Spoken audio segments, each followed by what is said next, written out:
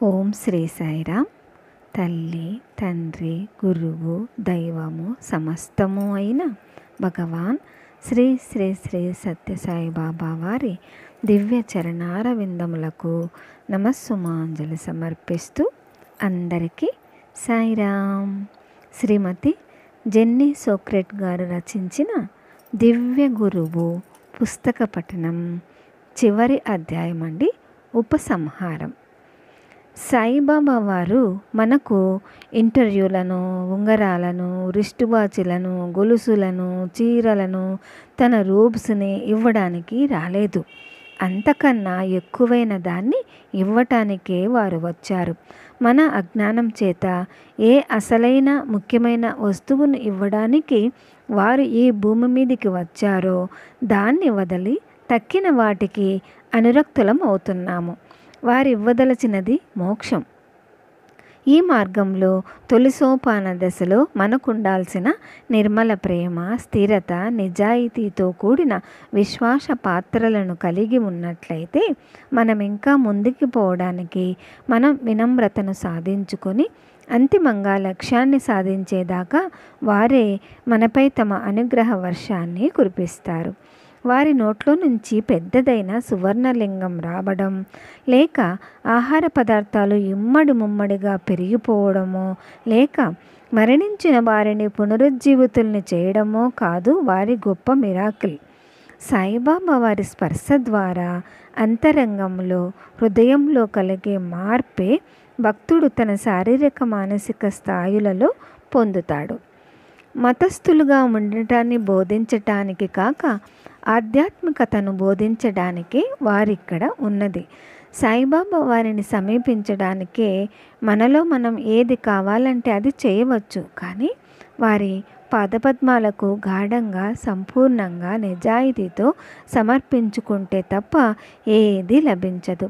ఆధ్యాత్మిక మార్గంలో ఇది శ్రేష్టమైన త్యాగం. నా స్నేహితురాలు డెనిసోతోనూ, పెరూలోని చెల్లెలు మరూజాతోనూ ఒకసారి ఫోన్లో మాట్లాడగా ఇద్దరు కూడా యాదృచ్ఛికంగా అనేక భవిష్యత్ కథనాలలో 2007 నుంచి ప్రపంచంలో జరగనున్న అనేక ఘోర విపత్తులను గురించి నాకు చెప్పారు. తమ గురువులను ఎంతో విశ్వసనీయంతో అనుసరించే వాళ్ళు మాత్రమే రక్షించబడతారని మరూజా నాతో చెప్పింది.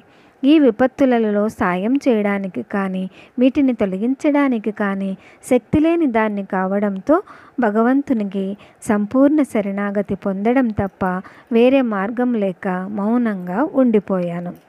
నేనప్పుడు నా కంప్యూటర్ దగ్గరికి వెళ్ళి అందులో CNAలోని నా స్నేహితురాలు రేమాండ్ పంపిన సందేశాన్ని చూశాను. అది తన సంకల్పంతో మనిషి తన విధిని తయారు చేసుకోగలడా? నాకు విధి మీద విశ్వాసం లేదు. మనం కనుక భక్తి మార్గంలో ఉంటే ఇక విధివ్రాత అవసరమేమిటి?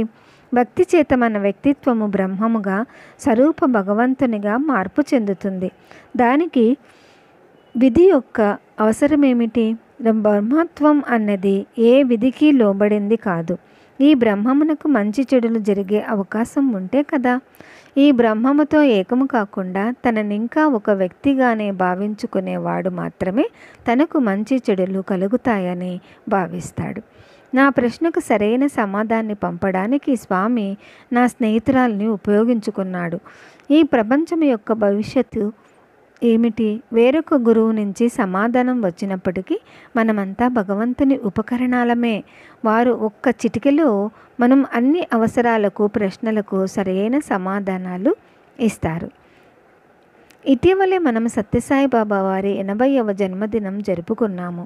ఈ సందర్భంలో స్వామికి ఏమి సమర్పించుకోవాలా అని మదనపడ్డాను. అయితే నన్ను నేను సంపూర్ణంగా వారికి సమర్పించుకోవడం తప్ప వారికి నేనేమి ఇవ్వగలనన్న విషయం మరిచాను. నిజానికి నేను ఈ పని ఎప్పుడో చేశాను. మా పెద్దమ్మాయి సెవరిను, దాని కుటుంబము ఫ్రాన్స్ను వదిలి గ్రీక్ దేశంలో జీవించడానికి వెళ్ళారు. అందువల్ల మా అందరికీ ఇది బాధాకరమైన కాలమైంది. మా తక్కిన కుటుంబం పారిస్లోనే ఉంది. పెద్దది ఫ్రాన్స్ వదిలి వెళ్ళటం దాని మంచికే కావాలని, ఈ బాధను సహించే శక్తి స్వామి నాకు ఇవ్వాలని స్వామిని ప్రార్థించాను. వారు ఈ పుస్తకం రాయమన్న ఆలోచన నా మనస్సుకి తెచ్చారు. నేను జర్నలిస్టునే అయినా నాకు రాయడం అంటే ఎంతో ఇష్టమే అయినప్పటికీ ఇంతకు ముందు ఎప్పుడు నేను పుస్తకాలు రాయలేదు. ఒక్క పుస్తకం మాత్రం అనువదించి ప్రచురించాను. తాటాకుల్లో అంటే నాడీ గ్రంథంలో నేను గ్రంథం రాస్తానని చెప్పింది ఇది. దీన్ని రాయడానికి 12 సంవత్సరాలు వేచి ఉన్నాను. చాలా మార్లు తెల్లగాగితం ముందేసుకొని కూర్చున్నాను, కానీ మెదడులోంచి దాని మీద రాయడానికి ఏమీ రాలేదు. అది రాయడానికి సరైన కాలం కాదు. ఈ పుస్తకాన్ని ప్రచురించడానికి 10 నెలలు కావాల్సి వచ్చినా రాయడానికి మాత్రం సరిగ్గా 6 వారాలే పట్టింది. దీన్ని రాస్తున్నంతకాలం నేను స్వామి యొక్క ఉపకరణంగా మాత్రమే ఉన్నాను. ఎన్నో విఘ్నాలు తటస్థించిన రచన పూర్తయింది. నేను రాయడానికి ముందర ఒక స్నేహితురాలు నాతో 2 మార్లు నీ పుస్తకాన్ని రాయొద్దు, దాన్ని ఎవరు చదవరు అని అన్నది. దానికి నేను ఒక్క మనిషి దాన్ని చదివినా దాని ప్రయోజనం నెరవేరినట్లే అని సమాధానం ఇచ్చాను. మరొక రోజున ఈ పుస్తకంలో ఇంచుమించు సగభాగం అయిపోయింది. నా కంప్యూటర్లో దాన్ని తిరిగి సాధించడానికి నేను సహాయం తీసుకోవాల్సి వచ్చింది. 22వ అధ్యాయం మీద ఉన్నప్పుడు చివరి సంఘటన జరిగింది. అప్పుడు ఇండియా నుంచి నాకు ఫోన్ వచ్చింది. నా మరో స్నేహితురాలు జంకుతూ ఈ పుస్తకం రాయవద్దంటూ, నీకు అనేక సమస్యలు వస్తాయి, ప్రమాదంలో పడతావు, జనంలో అసూయ పుడుతుంది అని అంది. దాంతో అక్కడ ఆగిపోయాను. ఒక వారం రోజులు నేను ఎన్ని కంప్యూటర్లు ముందర కూర్చున్నా జబ్బుగా అనిపించేది. టైప్ చేయడానికి నా మెదడులోంచి ఒక్క పదము కూడా వచ్చేది కాదు. రాసింది నేను కాదు, సాయిబాబా వారే దీన్ని రాశారనటానికి ఇది ఒక రుజువే. ఒక వారం రోజులుగా నేను ఎంత రాయాలనుకున్నా ఒక్క పదమైనా రాయలేకపోయాను కదా. స్వామి, నేనేం చేయాలి అని నేను స్వామిని ప్రార్థన చేశాను. వారు తక్షణం నా మనస్సులోకి సమాధానం పంపారు. నీ పాత స్నేహితురాలు రఘువీర్తో మాట్లాడు. ఈమె పుట్టపర్తిలో ఉండే ఒక మంచి స్నేహితురాలు. నేను తక్షణమే ఆమెకు ఫోన్ చేయగా ఆమె నాతో మాట్లాడిన మాటలు ఏమాత్రం నమ్మతగ్గట్టుగా లేవు. ఆమె అచ్చం స్వామిలాగా ఫోన్లో మాట్లాడింది. నేను ఫోన్లో స్వామి కంఠాన్ని ఆమె ద్వారా విన్నాను. జిన్ని, ఈ మొత్తంలో సాయిబాబా వారు ఎక్కడున్నారు? వారిని నీవు మరిచావా? నీ పుస్తకాన్ని నీవు రాయవచ్చు, లేక మానవచ్చు. ఇది అసూయ పరులను ఏమాత్రం మార్చదు. వాళ్ళ స్వభావమే అసూయ కావడం దీనికి కారణం. మన ఆంతరిక స్వభావం దివ్యత్వం అయినా మన ప్రాపంచిక వ్యవహారాలలోని ప్రవర్తన మనం దివ్యులమని తెలుసుకునేంతంత వరకు మనం కొంత విఫలమవుతుండవచ్చు. నీ పుస్తకము చాలామందికి ఎంతో మేలు చేస్తుంది. పుస్తకాన్ని ప్రచురించడం అన్నది స్వామి సంకల్పం. కాబట్టి ఈ క్షణమే నువ్వు కంప్యూటర్ దగ్గరికి వెళ్ళి ఆ శాంతమనే రచన కొనసాగించు. దాంతో నేను ఆగకుండా మునుపట్లాగా పుస్తకం ముగిసేదాకా టైప్ చేస్తూ ఉండిపోయాను. పోగా ఈ పుస్తక రచనకు ప్రణాళిక ఏదీ లేదు. దీన్ని ఎట్లా ప్రారంభించాలో నాకు తెలియదు. ఎన్ని అధ్యాయాలు ఉండాలో తెలియదు. ఒక అధ్యాయం రాస్తున్నప్పుడు తర్వాతి అధ్యాయం సంగతి బొత్తిగా తెలియదు. ముగింపు సంగతి అసలే తెలియదు. మొదటి నుంచి చివరి దాకా స్వామియే దారి చూపించారు. దివ్య గురువు భగవాన్ శ్రీ సత్యసాయి బాబాతో ఉన్న ఈ 16 సంవత్సరాలలో ప్రతిదినము నాకు కలిగిన అనుభవాలను రాసుకున్న నోటు పుస్తకాలు 30కి పైగానే ఉన్నాయి. ఇవాల్టి దాకా వాటిల్లో ఒక్కదాన్నైనా నేను తెరవలేదు. సాయిబాబా వారి కొన్ని వాక్యాలు తప్ప ఇందులో రాసిందంతా కూడా వారు చెప్పగా సరాసరి నా మనోహృదయాలలో నుంచే వచ్చాయి. నా గురించి విశేషమేమీ లేదు. నేనేమీ ప్రత్యేక వ్యక్తిని కాదు. అందరిలాంటి దాన్నే నేను. స్వామి దయ వల్ల, అనుగ్రహం వల్ల మీ అందరితో నా ఆలోచనలను, అనుభవాలను పంచుకోగలుగుతున్నాను. ఎవరైనా ఫ్రెంచ్ మనోవైజ్ఞానికుడో, మానసిక రోగ వైద్యుడో ఈ గ్రంథాన్ని చదివితే మాత్రం నా మనస్సు పాడైపోయిందని, లేక కనీసము నా మనస్సు స్థిరంగా లేదని ఖాయంగా చెప్తాడు. ఇందులో రాసిన అనుభవాలను ఆధ్యాత్మిక మార్గంలోని సాధకులు మాత్రమే అర్థం చేసుకోగలుగుతారు. ఇప్పటికి 10 సంవత్సరాల నుంచి ఫ్రాన్స్లో క్రిస్టియన్, బుద్ధిస్టు, ముస్లిం కానీ ప్రతి వారిని ప్రతిదాన్ని వేధించడం ఎక్కువైంది. అందువల్లే చాలామంది భక్తులు తమ దేశాలను వదిలేసి ఇండియాలోనూ మరే ఇతర దేశాల్లోనూ నివసిస్తున్నారు. అక్కడ ప్రేమ భాషని, హృదయ భాషని మాట్లాడడానికి స్వేచ్ఛ ఉన్నది. ఈ పుస్తకాన్ని ప్రచురణకు ఇవ్వడానికి ముందు చిట్ట చివరి నిమిషం దాకా స్వామి నా తృతీయ నేత్రం ద్వారా వాక్యాలను శబ్దాలను నాకు అందిస్తూ వచ్చారు. మెరుపులాగా తళుక్కుమంటూనో నా పరిసరాలలోని వాటి ద్వారానో చివరకు అర్ధరాత్రి కూడా వారి సందేశాలు నాకు అందేవి. భగవంతుడని ఒక కనిపించని ఎలక్ట్రిక్ స్విచ్కి నేను కనెక్ట్ అయిపోయానేమో అని అనిపించేది. ఆ స్విచ్చే భగవంతుడు. ఈ పుస్తకము అచ్చు కావడానికి ముందు చివరి నిమిషంలో దీని వ్రాతపతికి స్వామి ఆశీస్సులు పొందడం కోసం నేను ఇండియాకు వెళ్ళాను. దీన్ని ఆయన ముమ్మారు ఆశీర్వదించారు. అందరికీ ఇచ్చిన ఇంటర్వ్యూలలోనూ వారు దీన్ని ఆశీర్వదించారు. అందులో నాకు ఒక అందమైన ఆకుపచ్చ నీలం కలిగిన రంగు చీరను ప్రసాదించారు. వారు నా నుంచి 10 మార్లు లేఖలను కూడా తీసుకున్నారు. ఈసారి యాత్రలో ఆశ్చర్యకరమైన విషయం ఏమిటంటే, నేను అక్కడున్న 3 వారాలు రోజుకి 2 మార్లు నాకు టోకన్ నెంబరు 1 రావడం. దాంతో ప్రతిరోజు దర్శనం వరుసట్లో ముందు వరుసలో కూర్చొనిచ్చారు. రోజుకి 2 మార్లు టోకన్ నెంబరు 1 ఎట్లా తెచ్చుకున్నావని వీధిలో కొందరు నన్ను ఆపి అడిగేవారు. నాకేమైనా సాయిబాబా వారితో ప్రత్యేకమైన పరిచయం ఉందా, లేక నేనేమైనా విశేష మంత్రాన్ని జపించానా అని అడిగేవారు. ఏ సంకల్పము నీ సంకల్పము సాయిబాబా సంకల్పము ఏదైతే అదే అగుగాక, నాది కాదు అన్నదే నా ప్రత్యేక మంత్రం. ఇదంతా కూడా వారు నా ద్వారా చేసిన పనికి తన సంతోషాన్ని తెలిపే విధానం.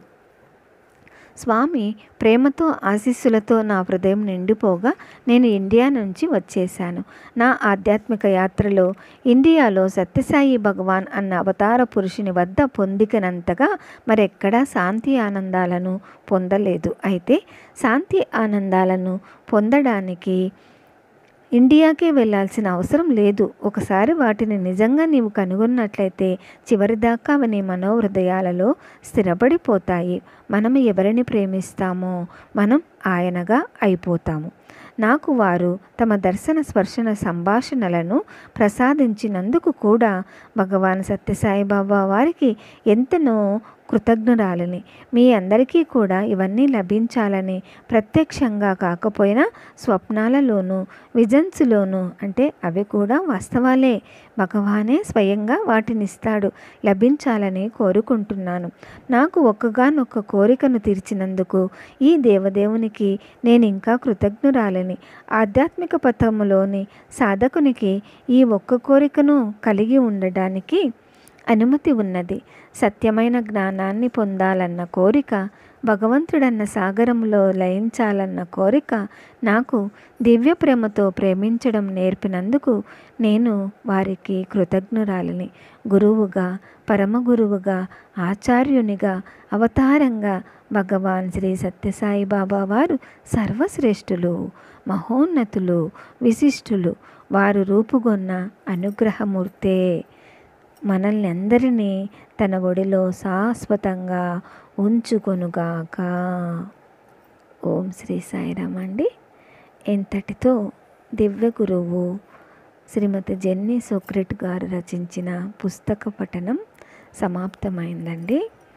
తిరిగి నెక్స్ట్ వారం నుంచి మనము షిరిడీ నుండి పుట్టపర్తి డాక్టర్ ఆర్టి కాకడే గారు రచించిన పుస్తక పఠనాన్ని విందామండి. చాలా అద్భుతంగా ఉంది ఆ పుస్తకం కూడా. కాకడే గారు తన అనుభవాల్ని షిరిడీ సాయి నుంచి పర్తి సాయి వరకు ఎలా పొందారో, వారి ద్వారా మనము ఏం తెలుసుకుంటామో అన్నది చాలా చక్కగా అద్భుతంగా రాశారు తన రచనలు. అది నెక్స్ట్ వారం నుండి విందామండి.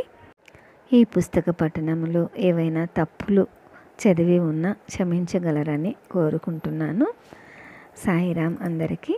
సమస్తలోకాః సుఖినో భవంతు, సమస్తలోకాః సుఖినో భవంతు, సమస్తలోకాః సుఖినో భవంతు.